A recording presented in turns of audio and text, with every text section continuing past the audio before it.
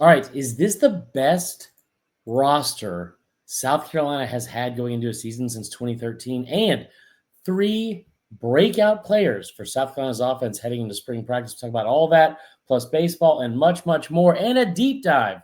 It's a full episode. Locked on Gamecock starts right now.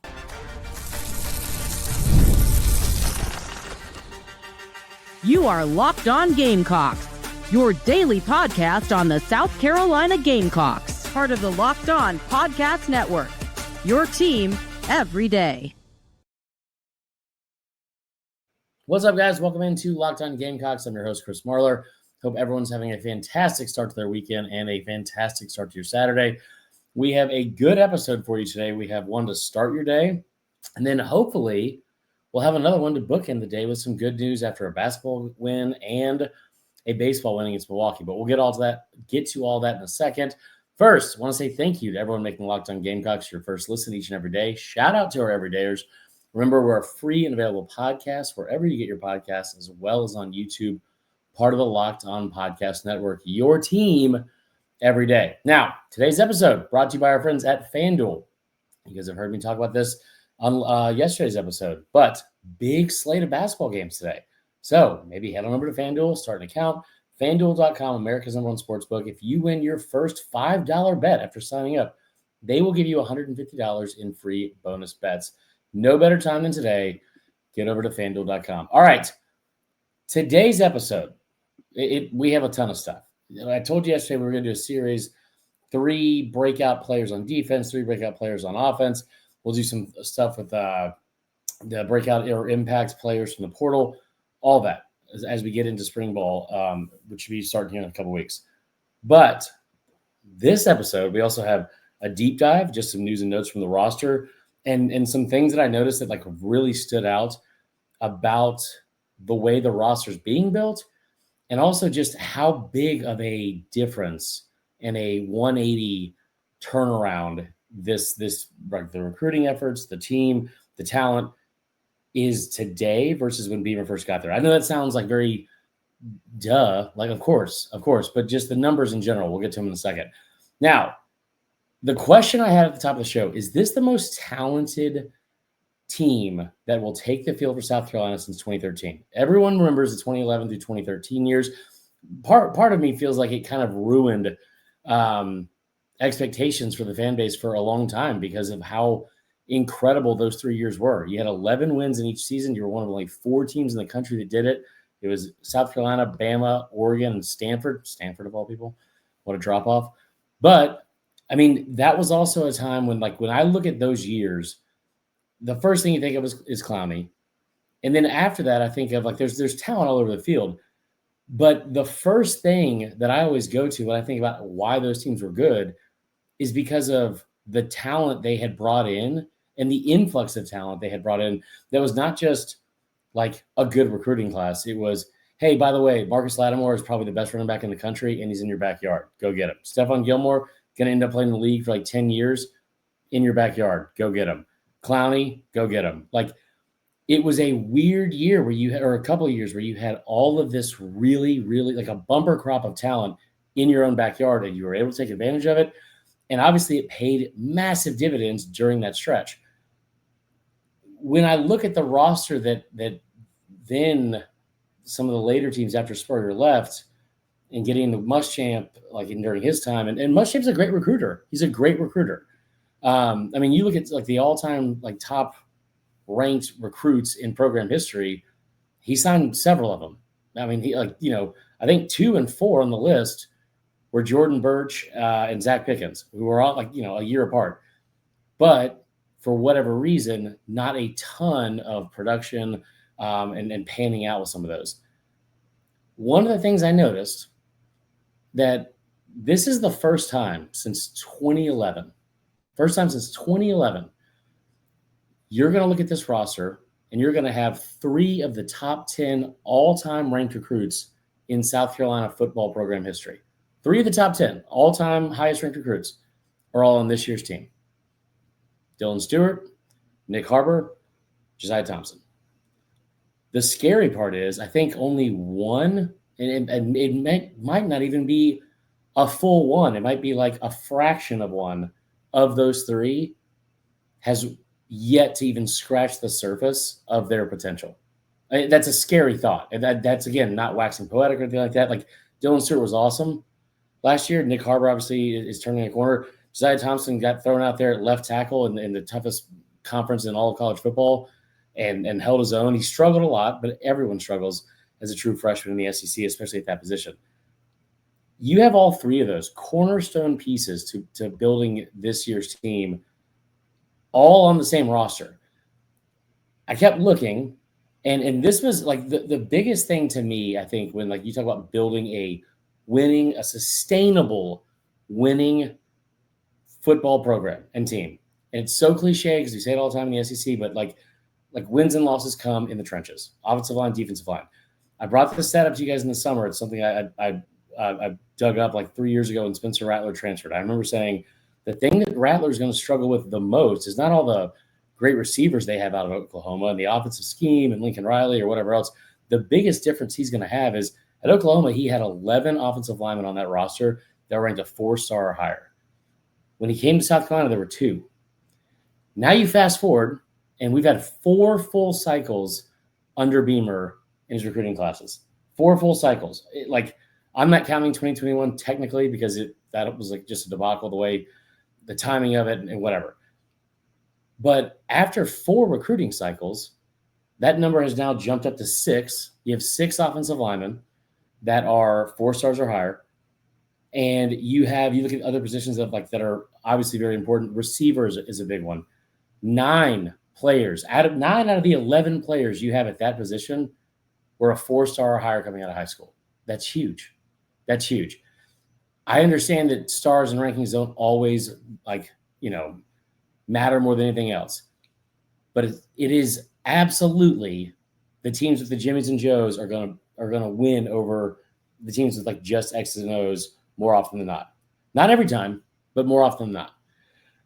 So looking at the roster, the things that stick out to me the most in a positive way going into spring ball, what I just told you about those 3 highest ranked recruits in program history, a lot of the young talent coming into year 2 or year 3, and like I said, scratching the surface of their potential, which is a massive potential.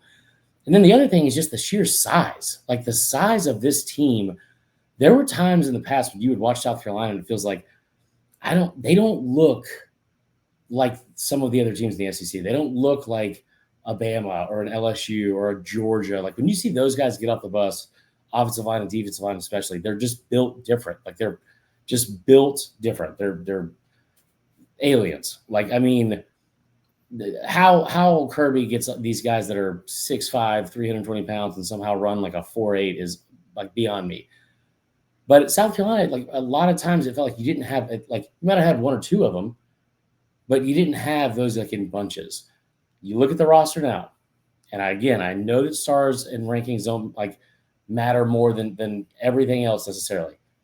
But from a size standpoint, one of the things that stood out to me going into last year was from like the receivers and your pass catching and skill position players. Last year, you had 14 receivers on the roster. I believe 12 were on scholarship or recruited like that weren't walk-ons. 8 of the 12, right? Let me make sure I have these numbers right. 10 of the 14 overall, but I believe 8 of the 12 were 6 feet or under, which, you don't have to be Megatron or 6'5" or anything like that to be a good receiver at all. But especially with the way cornerbacks are this is a bad phrase, but like being made now, coming out of high school, like everyone seems to be over 6 feet. You don't see a ton of cornerbacks that are under 5'11". Obviously, height is just an added positive trait, right? Like it will help in the red zone. There's so many different components about it, but also you don't see a ton of teams and successful offenses at this level that are running out only receivers under 6 feet tall. You just don't. It's not like, I'm not saying it's bad about these players or anything like that. You just don't see that happen a lot. Going into last year, 10 of your 14 total receivers were 6 feet or under. Fast forward to this year, and it was clearly an emphasis, kind of an overemphasis in recruiting in this year's class. I mean, they just didn't stop getting receivers. Going into this season, 8 of the 11 players on the spring roster, 8 of the 11, are 6 foot or taller. The size there, I think, is a big deal. Just me personally. I also, you notice just the size of the offensive line. Every offensive line in the SEC is going to be big by nature, but there's a few guys on this team in this roster that haven't like broken through yet. You look at the 2 guys they got in the portal. Both of them were over 6'3", 6'4", 325 pounds, 335 pounds. Like 4 years in college, grown-ass men, like physically ready to play along the offensive line. Josiah Thompson, 6'7", 300 pounds. Now, the one that stands out to me, and I don't know how they're going to pair them together, because you've heard some people talk about like, well, maybe he fits over at right tackle, maybe he moves over, but like Tree Babelade, he played a lot in 2023, and then last year when Thompson stepped on campus, he's a day one starter left tackle. You were able to redshirt Babelade like in a year where you probably needed to. He probably wasn't ready, even though he was able to play as a freshman. He probably wasn't ready yet as a freshman. He's had a full year in the program, but at 6'6", 338 pounds. Josiah Thompson, 6'7", 305 pounds. You're talking about 2 NFL prototype bodies at left and right tackle. And now I don't know if that means you shift someone inside from right tackle from last year. I don't know. But you have 2 just pillars potentially at the offensive tackle. So the size of everyone across that offensive line for the first time, and you even saw it a little bit last year, but you look straight across the board. It's 6'4", 6'5", 315 pounds. No one's under 315 pounds.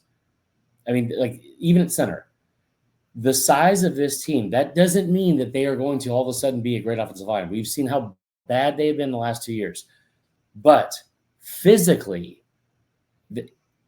more and more pieces of this roster and these position units are at least looking the part.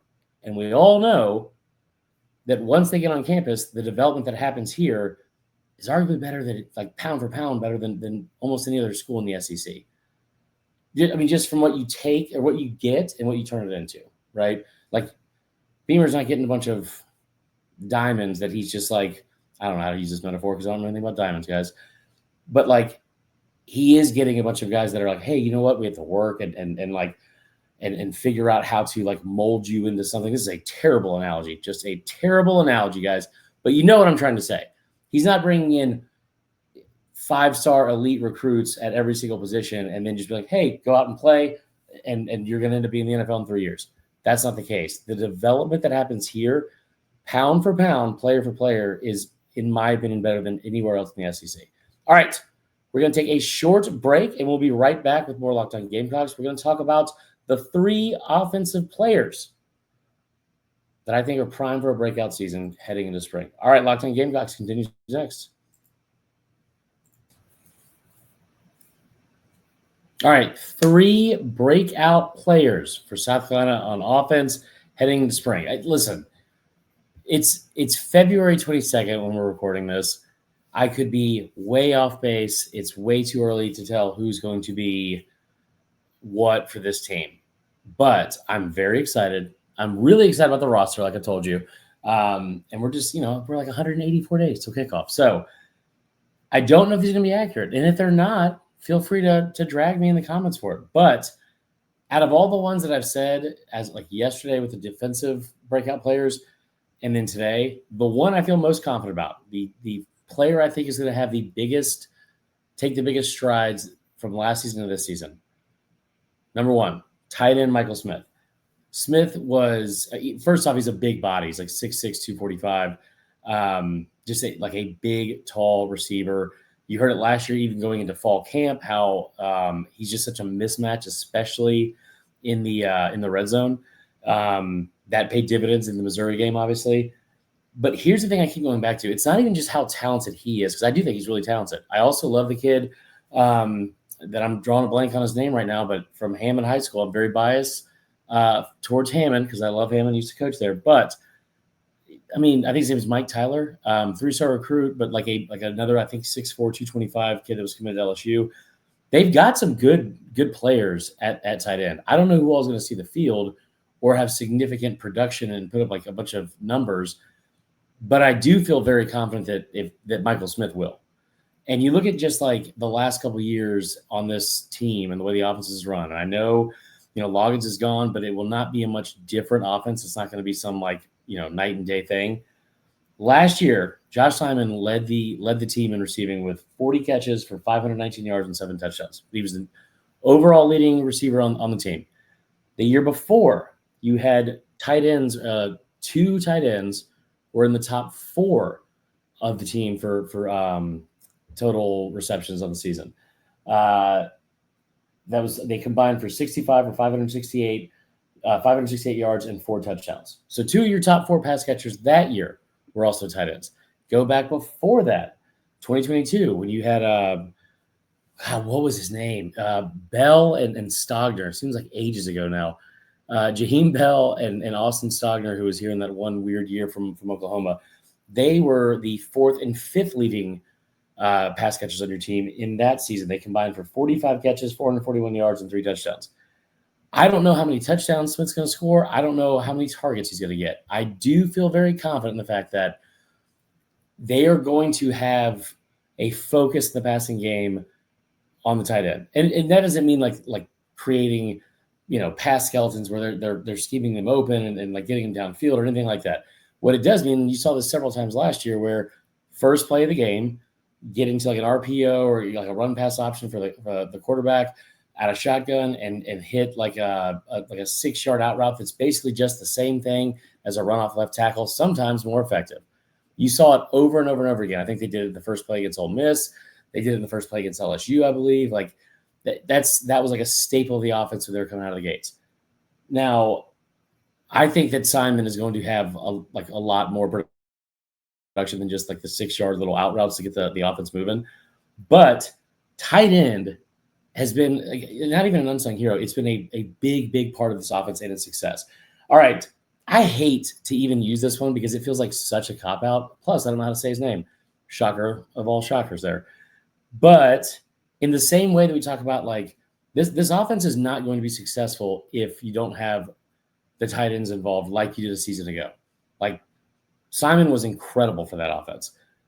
I'm not saying that you have to have Josh Simon 2.0 this year, but the way that like schematically this offense is going to run and draw plays and scheme people open and whatever else, you need to have some sort of production and like from your tight ends. In the same way, I keep looking at like how you replace Rocket Sanders. The thing about replacing Rocket Sanders is you're not just replacing a good running back. You're not just replacing a former All-SEC running back, guy that put up multiple 1,000-yard seasons, guy that was a staple part of this offense and a key part of this offense, battled some injuries or whatever. But we forget how much he caught the ball out of the backfield. Bigger guy, 6 feet, 225. I think he cut down from like 240 to 225 going into last season. Not like a burner, but like once he got ahead of steam, like this, I'm not comparing him to this player, but kind of in the same way that like Derrick Henry takes 3 steps to get going, but once he does, like you're not going to catch him. That's kind of how Rocket was. But also big, physical, can like take on pass rushers and block like in the backfield, like all like in pass pro, all that kind of stuff. And by the way, run between the tackles, get outside the tackles, catch the ball. Like the Missouri play, like the play at the end of the Missouri game where he ran through and like every single player on that defense. I don't know if you have a player in the backfield that's like that. Now, I will tell you, the kid you got from Utah State, Folsom, he's way more similar in size than I realized to Rocket Sanders. Rocket Sanders, 6 feet, 225 pounds. Folsom, I just, for whatever reason in my mind, maybe because I'm dumb, I just had in my mind that he was more of like a scat back, not a scat back, but like more of like a speed guy, get on the edge, like not really between the tackles guy. Folson's 6 feet, 218. And we've already seen the production he can have. So physically, he's a lot closer to Rocket than I realized. You also have Howell, who I think is exactly the same size at 6 feet or 6'1", 225. So there are other guys that are kind of built in the same mold. Folson's the one from a talent standpoint that's closest to Rocket Sanders. And you're not going to change the entire identity of the offense from last year to this year. You're going to need a running back. It might not have to be the focal point, especially with Lenore Sellers at quarterback, but it's going to be a pretty big focal point, as you saw last year. So Folson, it feels like a no-brainer. It feels like a cop-out to say it, but I think he is primed to have a big, big season. All right, last but not least, man, there's so many receivers you could go with here. And you wouldn't be wrong about really any of them.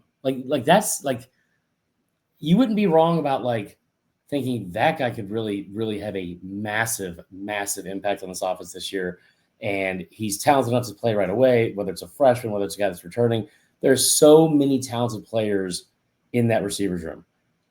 The one that I do think out of that group that is going to take another step forward is Mazeo Bennett. And that's not a slight to anyone else.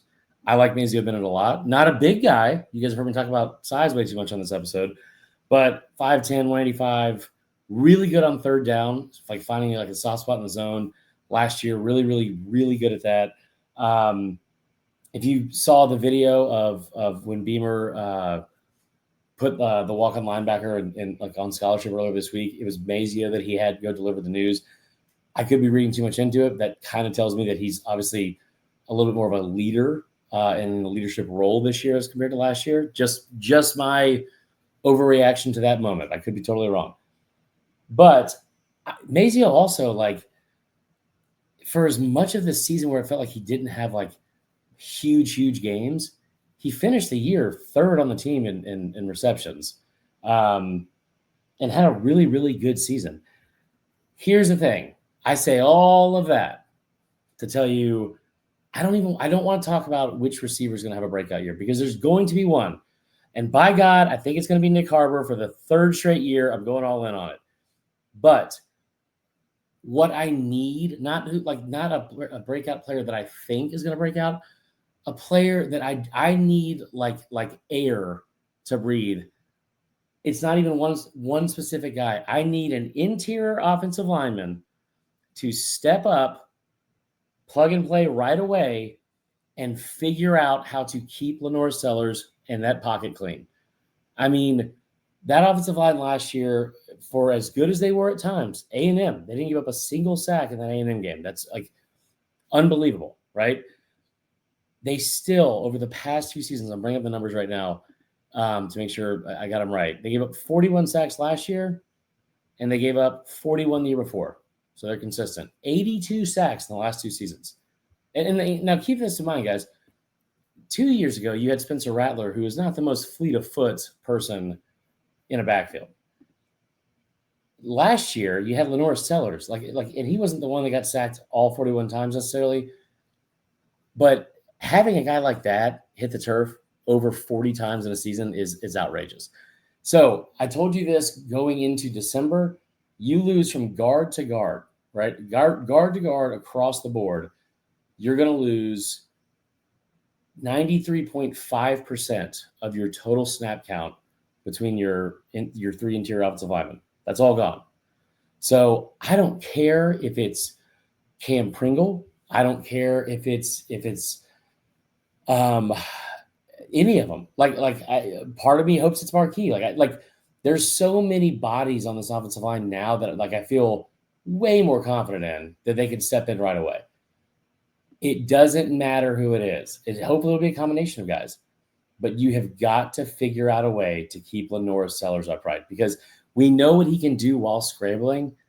But if he has time to throw, he can be one of the better passers in this league. We saw multiple times last year, the second half of the season, over 70% completion. The deep ball was great. He got better as every game went on. The most exciting moments came from him scrambling around, running for his life. But my God, what would this offense look like if he didn't have to run for his life? So those are, I don't know, I didn't give you a name in the last one. It's just any of them. that needs to be the breakout player for the offensive line. All right, closing out today's episode with a quick little deep dive. And I hope you like it. I'm excited about it. Just again, over some of the roster stuff. And before we do, I want to remind you once again, make sure if you are in the mood to have some fun this weekend and maybe do a little bit of, I don't know, putting down $5 on your favorite team, favorite player.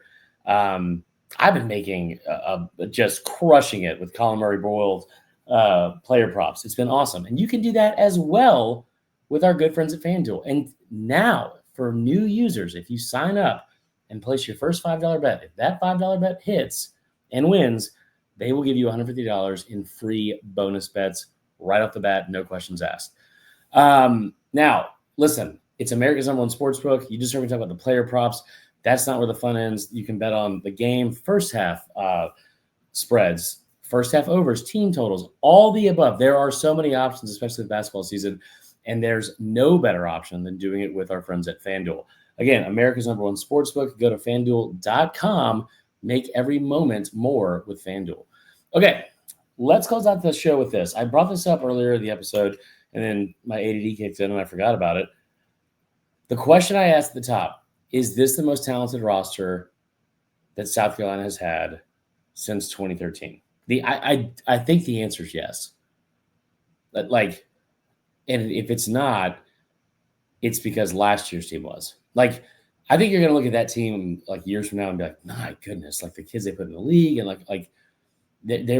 that's a really, really talented bunch. But a majority of the talent, at least that was kind of developed ahead, was on defense. You know what I mean? Nick Harper could still be great. Lenora Sellers is great, but for the first half of the season, he was kind of maddening sometimes. He hadn't fully developed into how capable he is as a college football quarterback. The defense was ahead of the offense, is what I'm saying. If it's not that team and guys like Kyle Kadar, it's this roster. On paper, it's this roster no matter what.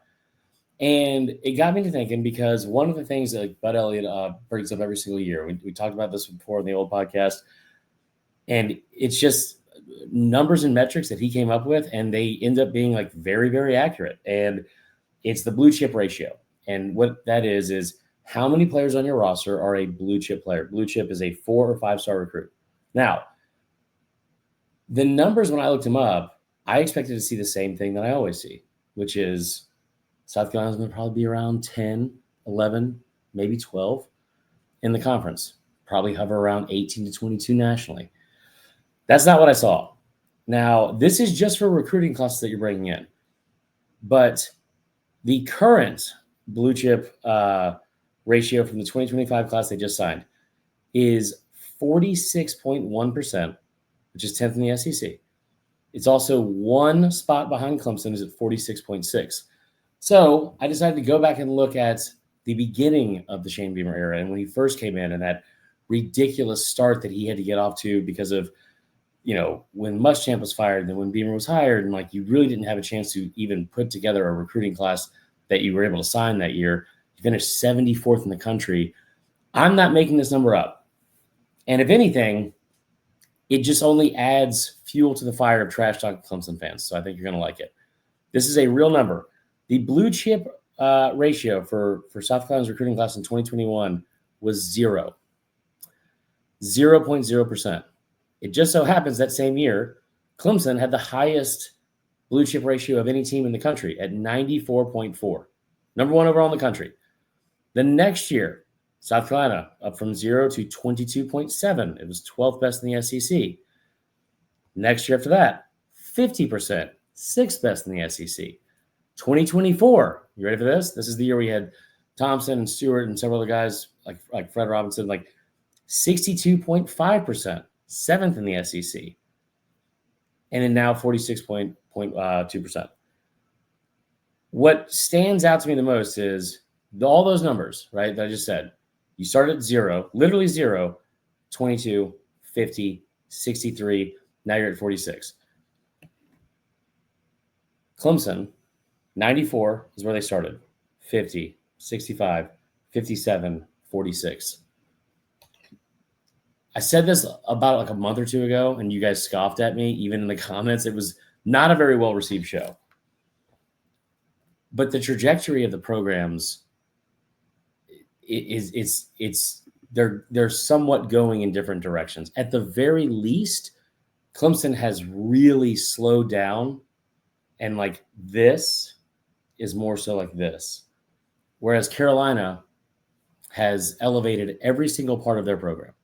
Every single part. I mean, besides fighting coaches on the sideline and going for fourth down on your own 40-yard line. Besides those two things, they've elevated every part of this program. So I just, with what they brought in with the transfer portal, all the recruiting classes, now they've stacked together. Very excited to see the depth and talent on this roster. All right, that is all for today's episode. I hope you guys have a great rest of your afternoon.